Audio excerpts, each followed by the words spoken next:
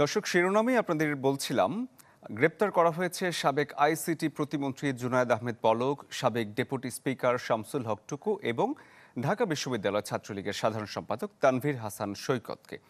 বুধবার রাতে রাজধানীর খিলক্ষেত নিকুঞ্জ এলাকা থেকে তাদেরকে গ্রেপ্তার করা হয়।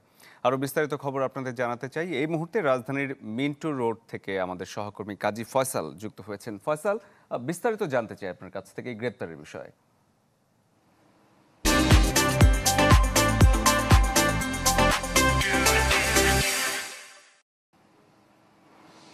শরীফ, মূলত আমরা এখন থেকে ঠিক আধা ঘন্টা আগে হবে ঢাকা মেট্রোপলিটন পুলিশের যে মিডিয়া শাখা আছে সেখান থেকে আমরা একটি বার্তা পেয়েছি, যেখানে বলা হচ্ছে যে সাবেক আইসিটি মন্ত্রী জুনায়েদ আহমেদ পলক এবং 12তম সংসদের ডেপুটি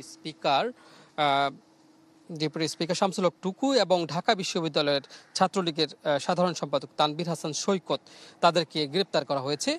তো ডিএমপি আমাদেরকে যে তথ্য দিয়েছে যে তাদেরকে পল্টন থানার একটি মামলায় গ্রেপ্তার করিয়েছে, এই বিষয়ে আমরা আরেকটু বিস্তারিত খবর নিয়ে জানতে পেরেছি যে গত 19 জুলাই পল্টনে গুলি লেগে মারা গিয়েছিলেন রিকশাচালক কামাল উদ্দিন, এবং এই ঘটনায় তার স্ত্রী ফাতেমা পল্টন থানায় একটি মামলা দায়ের করেন। মামলাটির নাম্বার হচ্ছে 34। সেই মামলায় মূলত তাদেরকে গ্রেপ্তার দেখানো হয়েছে বলে আমরা প্রাথমিকভাবে তথ্য পেয়েছি। তো আমরা কিন্তু দেখেছি যে আসলে কয়েকদিন আগে সেনা প্রধান কিন্তু বলেছেন যে অনেকেই কিন্তু তাদের হেফাজতে আছেন, অনেকে তাদের নজরদারিতে আছেন। তো এরকম হয়তো বা নিশ্চয়ই আরও সামনে আরও সাবেক সরকারের অর্থাৎ আওয়ামী লীগ সরকারের অনেক রাঘব বোয়ালকে এইভাবে আমরা গ্রেপ্তার দেখতে পাবো, সেটি কিন্তু এই ধরনের বার্তা কিন্তু পাওয়া যাচ্ছে।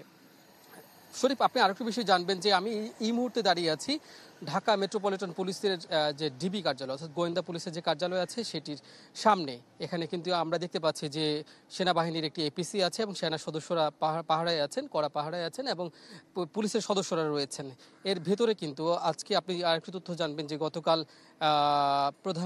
সাবেক যে প্রধানমন্ত্রী শেখ হাসিনা, তার শিল্প উপদেষ্টা সালমান এফ রহমান এবং সাবেক আইনমন্ত্রী আনিসুল হক তারা গ্রেপ্তার হয়েছিলেন রাজধানীর যে সদরঘাট আছে ঢাকার সদরঘাট এলাকা থেকে, এবং তাদেরকে গ্রেপ্তার করে কিন্তু আজকে তাদেরকে আদালতে হাজির করা হয়েছিল এবং 10 দিনের রিমান্ড চাওয়া হয়েছিল, এবং তারই প্রেক্ষিতে তাদের 10 দিনের রিমান্ড মঞ্জুর হয় এবং তারা কিন্তু এই ডিবি কার্যালয়ের ভিতরেই কিন্তু তাদেরকে জিজ্ঞাসাবাদ করা হচ্ছে। তাদের কাছে মূলত যেটি জানতে চাওয়া হচ্ছে, আমাদের কাছে যে প্রাথমিক তথ্য রয়েছে তাদের কাছ থেকে জানতে চাওয়া হচ্ছে যে শিল্প খাতে যে সকল অনিয়ম দুর্নীতি করা হয়েছে এই বিষয়ে এবং ব্যাংক খাতে কিন্তু ব্যাপক লুটপাট হয়েছে সেই বিষয়ে তাদের কাছ থেকে জানতে চাওয়া হচ্ছে, এবং আইনমন্ত্রীর কাছ থেকে জানতে চাওয়া হচ্ছে যে আইন অঙ্গনে যে সকল অনিয়ম হয়েছে সেই বিষয়ে। এছাড়াও তাদের কাছে অনেক গুরুত্বপূর্ণ তথ্য তাদের কাছ থেকে জানতে চাওয়া হচ্ছে। ইতিমধ্যে বেশ কিছু তথ্য পেয়েছেন বলে আমরা প্রাথমিকভাবে জানতে পেরেছি। শরীফ। ফয়সাল, ধন্যবাদ আপনাকে। দর্শক, মিন্টু রোড থেকে কাজী ফয়সাল যোগ দিয়েছিলেন।